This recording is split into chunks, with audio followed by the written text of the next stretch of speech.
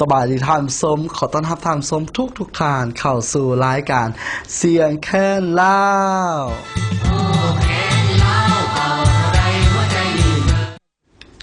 มาพบกันอีกแล้วเนาะมาพบพ่อกันเป็นประ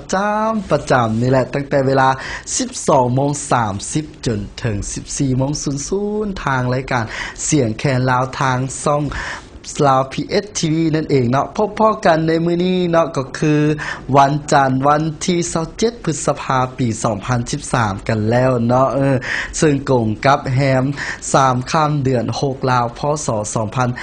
2556 นั่นเองเนาะพบพ่อกันในมื้อนี้เนาะก็ถือว่าเป็นมื้อใหม่ฟ้าใหม่ของอาทิตย์ใหม่กันแล้วแนวใดก็ตามเนาะการเฮ็ดเวียกเฮ็ดงานแนวใดก็ตามจงตั้งอกตั้งใจปฏิบัติหน้าที่ปฏิบัติผลงานให้รอดหน้าที่หั่นแหละเนาะเนาะได้ก็ตามเนาะด้วยความเป็นห่วงเป็นใยจากทางรายการเสียงแคนลาวเนาะ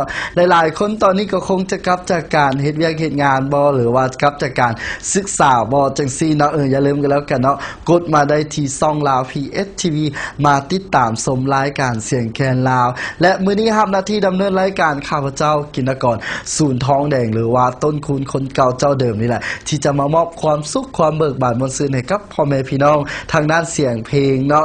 ผู้ใดที่ว่าติดตามชมรายการเสียงแค่ลาวอยู่ในตอนนี้หากมักหักในผลงานเพลงใดอย่าลืมกันแล้วกันเนาะกดกันเข้ามาได้ที่หมายเลข 030-2236 นั่นเองหรือว่าอยากจะส่ง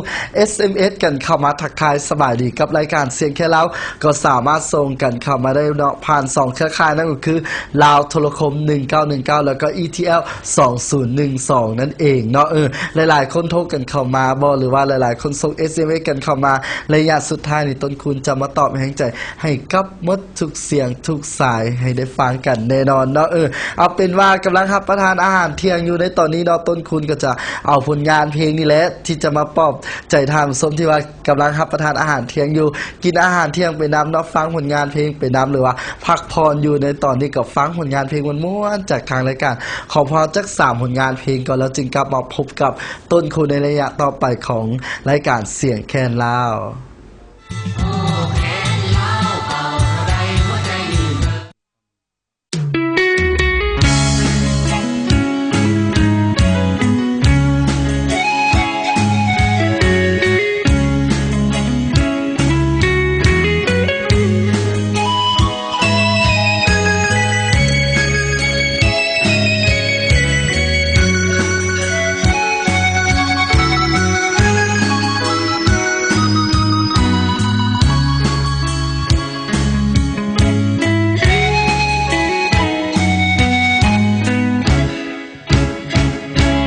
พอ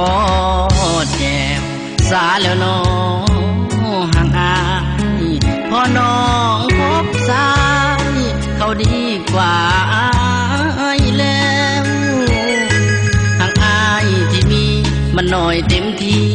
นะน้องแก้วก็เลยบ่พอแจ่มแล้วห่างอายที่มีสายคนนั้นเขาทั้งหล่อทั้งรวยเขามีตัวสวยคือฐานะเกียรติศักดิ์ศรีบ่นึกบ่ฝันว่าน้องนั้นสิลืมลงนี้คนบ่มีศักดิ์ศรีจังอายนี้เลยผิดหวังใจที่เต้นเหมือนถือกดเส้นกินฮอดน้องหัวใจมันฟ้องอยากเป็นเจ้าของน้องลาแต่บ่พอเจ็บแล้วห่างอายก็เจือจางน้องตีโตห่างหมดหนทางจะคว้าน้องคือบ่พอเจ็บสาแล้วน้องห่างอายขออวยพรใจไปดีมีฮักยังยืนลืมแฟนคนเก่าที่นั่งกอดเข่ากำกือคนจนต้องฝืนสู้ความเจ็บสู้ต่อไป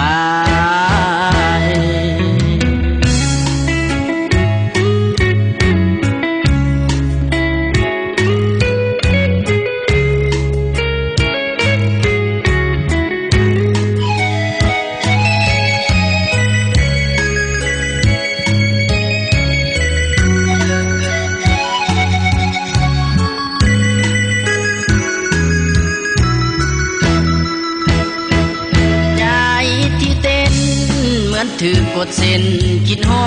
ดน้องหัวใจมันฟ้องอยากเป็นเจ้าของน้องนาแต่บ่พอแจแล้วห่างอ้ายก็เจือจางน้องตีโตห่างหมดหนทางจะคว้าน้องคือบ่พอแจสาแล้วน้องห่างอายขออวยพรใจไปดีมีฮักยังยืนลืมแฟนคนเก่าที่นั่งกอดเข่ากำกือคนจนต้องฝืนสู้ความเจ็บสู้ต่อไป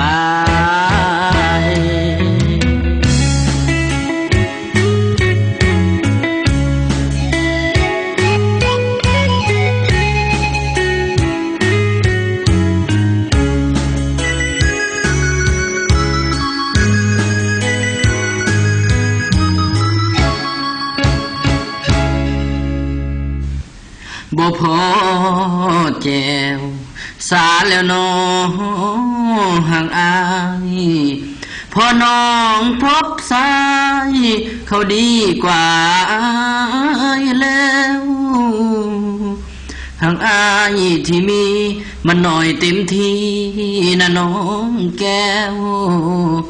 ก็เลยบ่พอแจวแล้วห่างอายที่มีสายคนนั้นเขาทั้งหล่อทั้งรวยเขามีตัวสวยคือฐานะเกียรติศักดิ์ศรีบ่นึกบ่ฝันว่าน้องนั้นสิลืมลงนี้คนบ่มีศักดิ์ศรีจังหายนี้เลยผิดหวัง